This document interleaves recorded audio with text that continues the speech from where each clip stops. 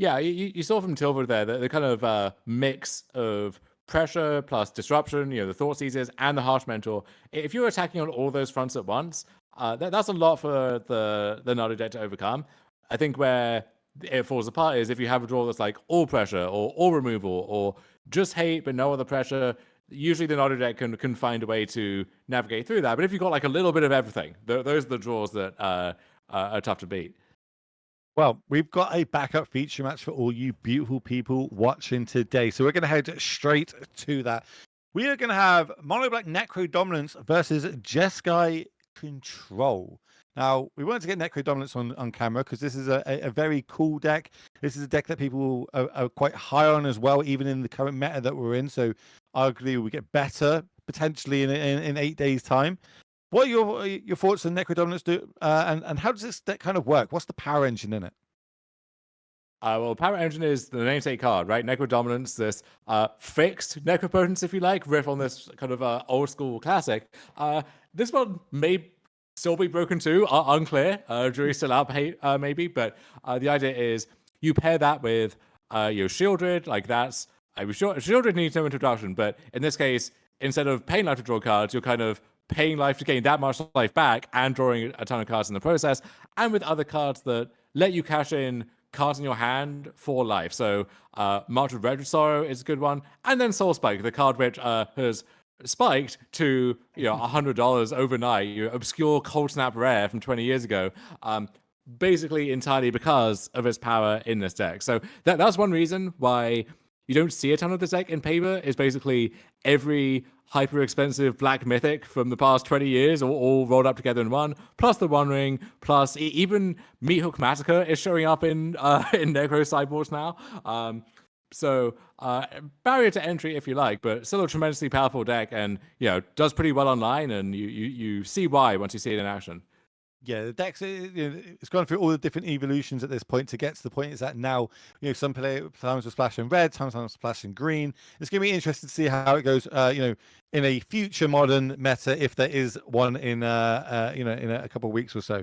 But we are going into game 3 here. Remember, round number 11. Players trying to get themselves to that 10th win. That's probably where the slot is to get yourself into the top 8, which is got everything on the line. That's the RC qualification. That's the MXP invitational at the end of the year. So still loads to play for. Robert lost last round on camera, trying to redeem himself in this one. Game number 3 on the play. Are they going to be able to do it? Let's find out. I feel like we can start all modern matchups at like turn number 3 at this point. It's always going to be turn 1 fetch, turn 2 surveil, turn 2 land, surveil. We've kind of see it in every match, every game. Maybe we can kind of skip that bit in production moving forward. What do you think, Dom? It is funny because you have Nadu trying to kill people on turn 3, the Storm deck trying to kill people even faster, and all of these good new 1-drops that we mentioned. But at the same time, like the other half of games, the rest of the format is, we're just playing a land, fetching a tap land, looking at some cards, just twiddling our thumbs a little bit. I think they're saying, did I cut your deck? Did I not cut your deck? It's okay. They're going to find this out with a judge. It's fine. It's all going to be good. This is what we have them for here. You see Richard there in the background. Shout out to Richard and Amber. They've been doing all the production behind the scenes, putting on all the cameras, pointing at the right angles, getting our voices all right, going between all the different scenes. And ladies and gentlemen, everybody in chat, I want you to wish Amber a good, happy birthday today. Can we get the happy birthdays in chat for Amber? Didn't want to make a big deal of it, so obviously I had to point it out and make it a big deal on the stream, especially while we've got this little judge call and a bit of time to do it. So if we can just everybody just type happy birthday in chat, that'll make me happy and Amber happy. And then, it'll be good. Now she's giving me a bit of stick, but it's all good. You're putting on a phenomenal performance, you and Richard. We could not have this stream without you. And we also couldn't have it without our amazing sponsors today. Heavy Play. You see the play mats there for both players out on them. These are the ones that are hard, can fold up, slide straight in the back of your backpack for any tournament you're going to. They really, really are good bits of kit that come along with all the magnetic deck boxes and card sleeves. So much stuff there. I really think you should go check out Heavy Play. The also discount code is flashing on the bottom right-hand corner of the screen if anybody wants to go and shop there. Also, we've got TVU, the network. They're giving us the internet to be able to bring this amazing coverage to all you beautiful people at home. So if you can, go and check out all of today's sponsors, because while we check out this awesome games of Magic the Gathering. More shuffling. We should have a shuffle count. I feel like if I was doing, I might speak to a new and try and see if we can get like a shuffle counter on the top of each game that we do. How many times do we see the players shuffle throughout the game? Surveil land, but we do get a little glimpse of the hand there. I saw one ring. That's pretty good with a Necro Dominance. Necro Dominance doesn't let you go above 5, but then you can go above 5 with the one ring. Needs a little bit of setup in the tank. And we're going to go for a Phyrexian Tower. Now, this is a new one that we've seen put into Modern through MH3. What are your thoughts on that one, Dom? Oh, it's a great card, and so many times I've said, wow, this would be a deck that really wants Phyrexian Tower, but of course that one's never going to come into Modern, and now it's finally here. So I think a little bit overlooked while we're in this this Nadu phase of things, but you're great in the Necro deck, good in Yawgmoth, if that makes a return, good in like Hardened Scales, some of these other sacrifice decks. Like there's a ton of decks which really get turbocharged by Tower. So yeah, love to see it. Yeah, let's just like power out some like a Shield Dread on turn number 3 if needs be. If we go like turn 2 Orcish Bowmasters. Also, this deck goes on the radar. It does have access to Grief, so it can kind of clear the way to make sure that one of the more powerful spells does resolve.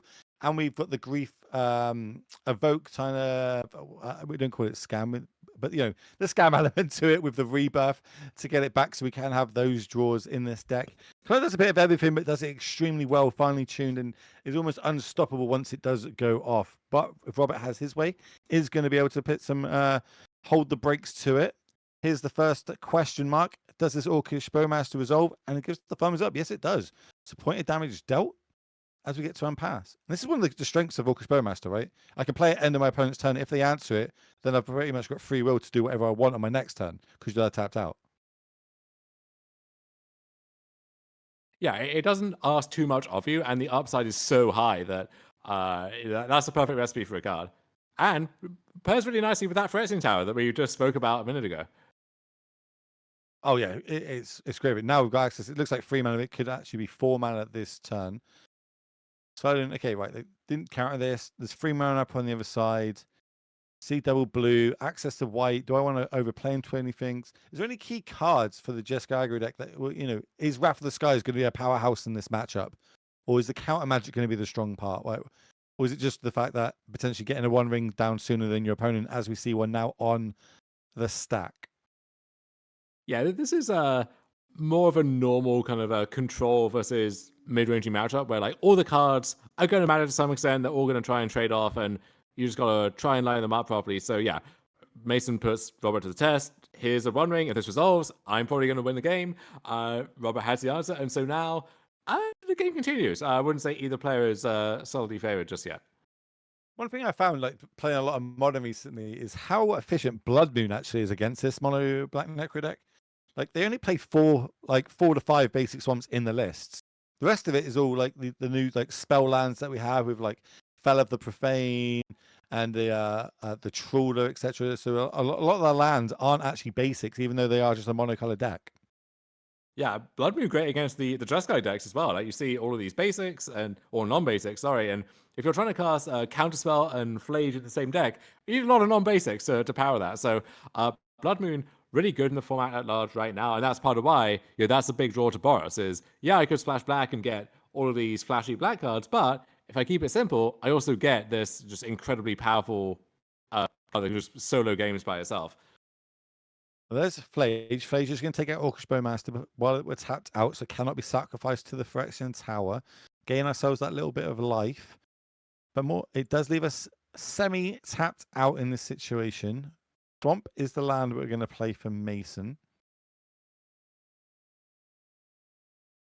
Do we have a follow-up play? Another ring here would be pretty good, especially while the shields are, I say down, but they're never really down in against these decks that have got force negations in them. Seem 3 mana move to one side. Is this a Necro Dominance? Nope. It looks like it's a Trawler. So Trawler's going to come down. That's going to, if it resolves, exile the graveyard with the Flage in it. Does resolve. That's one Flage dealt with. That's good. Flage is such a house for these Jeskai control decks to be able to win and take over the game, gain the life back that they need, that they've lost to get to that point, as well as being the win con. Surveil land end of turn. Yeah, hoping to find another Flage, as is often the case, or a ring, or some way to either answer the next threat that Mason has, or his own way to kind of pull ahead. So, his own ring would be fantastic draw for Rubber here. I think we've got our own ring in hand. I think we decided to go with Flage to get the Bowmaster off the battlefield before we deploy our ring potentially this turn. I think there's already one in hand. But rings are pretty good in multiples. Leaving it on top. Draw. I think it was Dress Down that we left on top that we've drawn. Maybe it wasn't a ring. Maybe it was another Flage I saw. I do see one at the back of the hand. I think we're going to ask a judge a question. This might be the old Dress Down Flage question, which we all know works, can work pretty well. I think, so this is me asking the question, just seeing that they've gone to ask a question. What if I play my Flage, let the damage trigger happen, and then play my Dress Down? Does that stop the sacrifice trigger, or would it still happen? No, at that point, sacrifice trigger already on the stack, and so kind of doesn't matter if the Flage gains or loses anything. At that point, the question of are you sacrificing this or not is still going to be paid. But I think the question here is the Arena of Glory that Rob's holding. We've seen Arena into Flage do some amazing work already. If the Dress Down's in play, how much of that still carries through? So, will my Flage still have haste? Is the key thing, and I don't quite know the answer to that myself, but it sounds like the judge I think it does. I think it does. Rules that it will have haste, yeah. Because it gains haste. It doesn't lose it when it comes into play, because it gains haste while it's on the play. Because weirdly, that's the interaction I've had. But yeah, I missed the Arena of Glory in hand, but we got Amber down there giving us all the insights. Appreciate it. Thank you very much. So when they come down, we shall know. You can see the judge here. Mainly because of these awesome camera angles that we have. This is obviously a news amazing setup. The production brought to you by Amber and Richard, and it's almost second to none, right? Like this is just the best and most amount of time put into a setup, tried and tested, always getting slightly perfected every single time. Anyone that knows Anurag knows that that man is a perfectionist, and even when things are perfect, he still tries to find a way to make it even more perfect. And it looks like we've got the answer. Now, are we going to follow through it? So first off, Dress Down. Creatures lose their ability to draw a card. Now, Arena of Glory. Giving us double red and the white to give the Flage haste. Apparently, Roberts doesn't believe that's how it works, but this is a heck of a line. So yeah, the judge is going to come over and explain layering. I guess this is a cool sequence to see. This is one of those ones that isn't obvious to everybody, and you think, oh, maybe it doesn't work the way you want it to. But if it does work the way you want it to, now all the Jeskai players are going to be happy with this, because we get to turn it sideways. We get to do 3 points of damage to the face. Hold up. 6 points of damage. Yeah, we're just clocking in for 6 there. So it doesn't get the other trigger. Okay, yeah. Yeah. But gets an attack for 6 and gets to keep the Flage around, no escaping required. So yeah, that's a pretty nice consolation prize. We'll take it. We'll definitely take that. I just thought the 3 damage was going face because we could sack the bullet to the Phyrexian not the Phyrexian tower, but that is not the case. You are completely right, my friend. It doesn't even have that ability. It was just a stupid 6/6. And who likes to turn stupid 6/6s sideways? What sort of gamers are they? Yeah, we all have Uro and Inferno Titan, right? Croxer. Come on, my friend. It's Dreadmore. Everybody knows that. But one ring. We know how good that card can be. That hits the battlefield. And we get to draw a card straight away. We find it a grief. I think we're deciding, do we want to fire this grief off now? Oh, we've got a way to quote unquote scam it into play. So holding it for another turn, that makes a lot of sense to me. Now the Flage is getting turned sideways and the triggers are happening. 3 life gained, 3 damage dealt. But the 6 damage is not, because we do have protection because of the ring. Now, is this a good time to play our own ring? Yeah, it is. Now that gives us protection, which awkwardly in this line that we've set up on Mason's side with Grief, potentially griefing twice in one turn, is not going to be good now because we can't actually target Robert.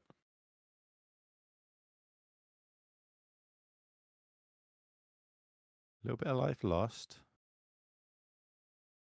Card drawn for the turn. Can tap that ring for another 2 if we want to. Is that Necro Dominance that we found? Oh, I think it's another Grief.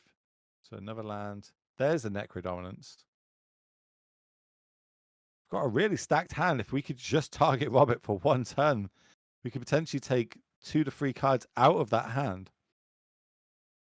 Also have to be quite wary of that fact that there's a Flage on the battlefield at the minute. And that, while we're at 9 life, is lethal.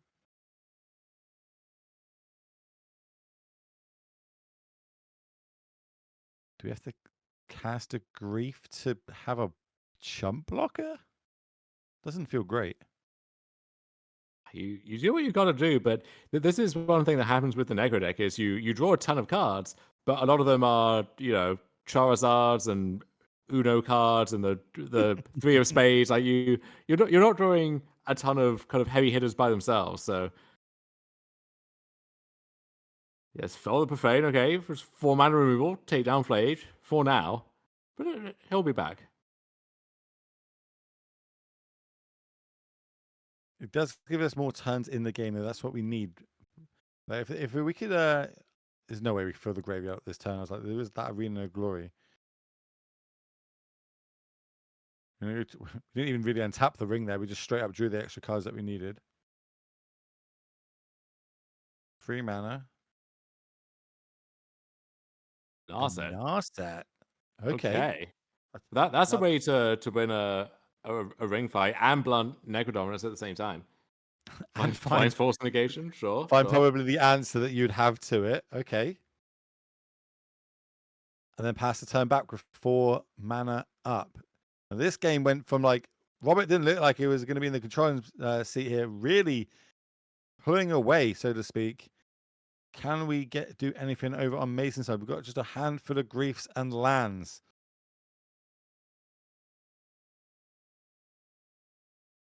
What are we going to start with? Swamp. Do we like Grief, hardcast Grief, and Scammer Grief? That would give us 2 creatures on the battlefield and potentially a few more cards out of the hand on Robert's side. Then I guess he's going to refill his hand with that 1 ring. But let's start off. Grief. Counter spell. Just flicks it out of the hand. Counter that.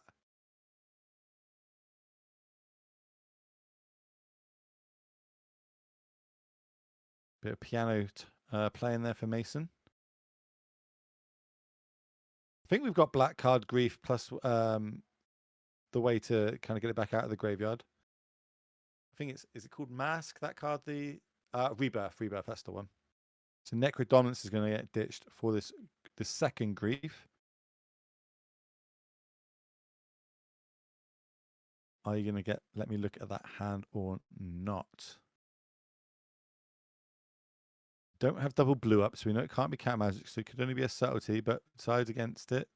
I've got Wrath of the Skies, Force Negation, Tune the Narrative, and Land. What would you like to take? I guess the first one's got to be the Force, and then we bring back the Grief and gets the... Okay. Talk to me about this land, Dom. Why are we taking the ring first here over the counter spell to then take the ring the second time we do this? Or is it just not making much of a difference? I think the hope is... Let's see, so... We're playing Boggart Trawler? Oh, maybe we played it as a land. Maybe we didn't have a way. Yeah. All right. Well, we're going to spin this Ether in response. So Graveyard exiled again. Now we've got a body on the battlefield. So the follow-up Flage is gone. So for now, there's no like pressing threat. Obviously, Robert has an asset. He has the ring, draw a bunch of cards. But theoretically, if he just draws nothing, then Mason can maybe set something together. Whereas against Flage, it's all done. When the ring goes uncontested, it's very hard to lose the game, right? It's just this is going to draw you so many more, find you so many more rings, can reset, keep going deeper in your deck, keep finding your key cards. Here's one of them out the sideboard, Celestial Purge. Gets rid of any black or red permanent into exile. And realistically, Robert's already got the win con on the battlefield in this Narset. Go a card at end of turn. Then in upkeep, Mason's going to go down to 4.